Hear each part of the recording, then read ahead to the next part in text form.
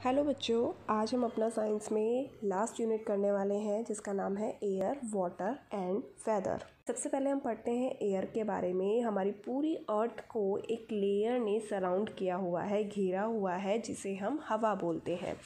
और हम जानते हैं कि हवा जो है वो मिक्सचर ऑफ गैसेस होता है। उसमें तरह तरीके की गैसेस होती है, जैसे ऑक्सीजन, नाइट्रोजन, कार्बन डाइऑक्साइड और भी बहुत सारी। हवा में गैसेस के साथ साथ वाटर वेपर्स भी होते हैं और धूल के कण भी होते हैं और इवन जर्म्स भी होते हैं। यस, ये सारा कुछ हवा में प्रेजेंट होता है। इसके बाद हवा कैसी कैसी होती है हम वो पढ़ते हैं। सबसे पहले moving air is called wind. बहती हवा को, चलती हवा को हम विंड कहते हैं। जब हवा बहुत ही जेंटली चल रही होती है तो उसे हम ब्रीज़ कहते हैं, सुहानी हवा जिसे कहते हैं। जब बहुत तेज़ी से विंड चलती है तो उसे हम स्टॉर्म कहते हैं, तूफ़ान। और जब वो तूफ़ान में मिट्टी भी हो तो उसे हम डस्ट स्टॉर्म कहते हैं। और जिस तूफ़ान में बिजली चमके और एकदम बवंडर सा हो, बारिश भी हो, कई बार बर्फ़ भी पड़े बर्फ़ीले इलाकों में, तो उसे हम बोलते हैं थंडर स्टॉर्म्स।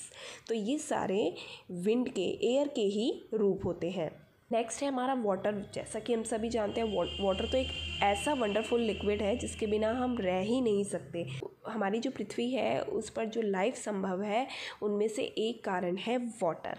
और वाटर हम अपने डेली लाइफ में बहुत सारी चीज़ों में यूज़ करते हैं, नहाने में, धोने में, खाना बनाने में, पौधों को देने में, बहुत सारे कामों में। और जो वाटर है वो 3 फॉर्म्स में एग्जिस्ट करता है, सॉलिड, लिक्विड और गैस। इसके बाद हम पढ़ते हैं वाटर साइकिल। वाटर साइकिल क्या होती है? जब हमारा जो सूरज है वो बहुत तेज़ चमकता है तो जो हमारी नदियाँ, तालाब और समुद्र से जो पानी होता है वो भाप बनकर ऊपर आसमान में उड़ता है और वहाँ पर जाकर वो ठंडा होना शुरू कर देता है, जिसे हम कंडेंस बोलते हैं, और छोटी छोटी ड्रॉपलेट्स के रूप में जमा हो जाता है। जैसे कि आप इसे प्रैक्टिकली देख सकते हैं, जब पानी उबल रहा हो और उसके ऊपर हम प्लेट ढक दें और हम थोड़ी देर बाद प्लेट को उघाड़ के देखें तो क्या होता है, प्लेट के ऊपर छोटी छोटी पानी की बूंदें होती हैं। वो कहाँ से आती हैं?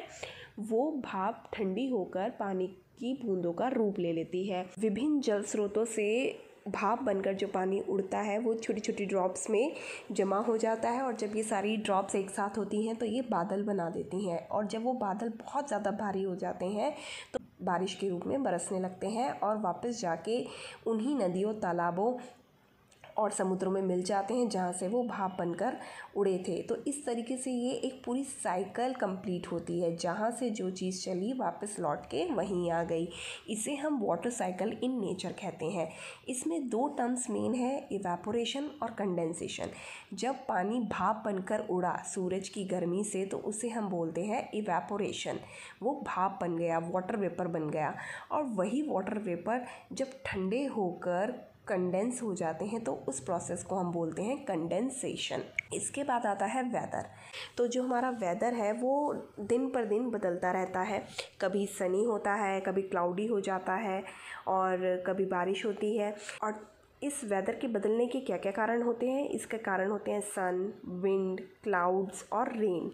कैसे? सबसे पहले सन का हम रोल देखते हैं। जब हम देखते हैं कि सुबह और शाम दोपहर के मुकाबले काफ़ी ठंडी होती हैं। ऐसा क्यों? क्योंकि जब सूरज उगता है और छिपता है तो जो उसकी किरणें होती हैं वो स्लांटिंग, टेढ़ी पड़ती हैं पृथ्वी पर, जिससे कि वो ज़्यादा गर्म नहीं होती। लेकिन दोपहर में सूरज हमारे बिल्कुल ओवरहेड, सर के ऊपर आ जाता है और उसकी जो रेज़ है वो सीधी हमारी पृथ्वी पर पड़ती हैं और उसे ज़्यादा गर्म करती हैं। इसी कारण जो सन है वो हमारे वेदर को अफेक्ट करता है। इसके बाद आते हैं विंड और क्लाउड कैसे अफेक्ट करते हैं। हम देखते हैं कि कई बार जो स्काई होता है वो बादलों से भरा होता है। बादल क्या करते हैं? सूरज की किरणों को ब्लॉक कर देते हैं और उसे पृथ्वी पर नहीं आने देते। इसलिए क्या होता है कि जो क्लाउडी दिन होता है हमारा, जिस दिन बादल छाए रहते हैं, तो वो दिन सनी डे के मुकाबले ज़्यादा ठंडा होता है। लेकिन रात के समय जब बहुत ज़्यादा बादल छाए हो तो वो क्या करते हैं, वापस जब पृथ्वी जो होती है वो उसकी हीट को ऊपर एटमॉस्फेयर में जाने से रोकते हैं, जिससे क्या होता है कि गर्मी बढ़ जाती है हमारी पृथ्वी पर। इसलिए जो क्लाउडी नाइट्स होते हैं वो वार्मर होती है क्लाउडलेस नाइट से। अब रेन कैसे अफेक्ट करती है? आपने देखा होगा कि बारिश के दिनों में क्या होता है कि पृथ्वी जो है वो जल्दी ठंडी हो जाती है, जो वेदर है वो ठंडा रहता है।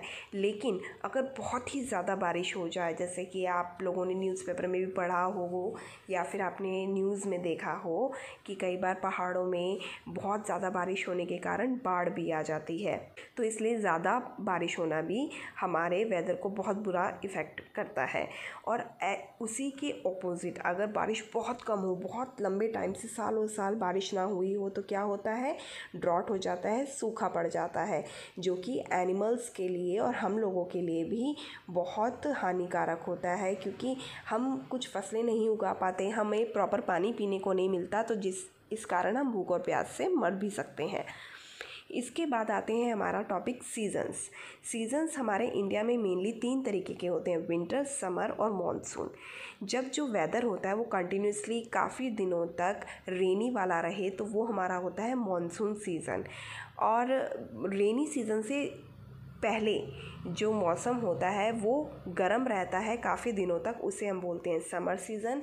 और इसी तरह मॉनसून के जस्ट बाद क्या होता है कि जो दिन होते हैं वो ठंडे होते चले जाते हैं और उस सीज़न को हम बोलते हैं विंटर सीज़न। अब कुछ ऐसी बात जो क्या आपको पता है, जैसे कि during the same season the weather condition may be different at different places. ऐसा कैसे हो सकता है? ऐसा बिल्कुल हो सकता है कि एक जगह पर एक सीज़न में अलग कंडीशन हो वेदर की और एक दूसरी जगह पर अलग कंडीशन हो। कैसे? इसका एग्जांपल हम देखते हैं कि जब क्या होता है कि हमारे यहाँ बहुत ज़्यादा गर्मी पड़ती है तो माउंटेन्स में वहीं पर ज़्यादा गर्मी नहीं होती, वहाँ पे बल्कि अच्छा मौसम रहता है। जैसे कि श्रीनगर की अगर हम बात करें, वहाँ पर विंटर्स में एकदम बर्फ़ जम जाती है, हम वहाँ का पानी भी जम जाता है, लेकिन हमारे यहाँ इतनी ठंड नहीं पड़ती कि पानी जम जाए। तो इसी तरीके से अलग अलग प्लेस पे वेदर कंडीशन अलग हो सकती है सेम सीज़न में। नेक्स्ट है हमारा change of season affect our life. बिल्कुल, अगर सीज़न चेंज होगा तो हमारी लाइफ को अफेक्ट करेगा। गर्मियाँ हैं तो हम कॉटन के कपड़े पहनेंगे, ठंडी ठंडी चीज़ें खाएँगे। और इसी के ऑपोजिट अगर विंटर सीज़न है तो क्या होगा, हम गर्म कपड़े पहनेंगे और गर्म चीज़ें खाएंगे। तो हर सीज़न हमारी लाइफ को अफेक्ट करता है। अब आप अपनी वर्कशीट करेंगे जिसमें से आपने जो बुक वर्क है वो बुक में ही करना है, यानी कि match the column, 1 word answer, true false, fill in the blanks, ये सब बुक में करना है, लेकिन क्वेश्चन आंसर्स आपने अपनी कॉपी में करने हैं।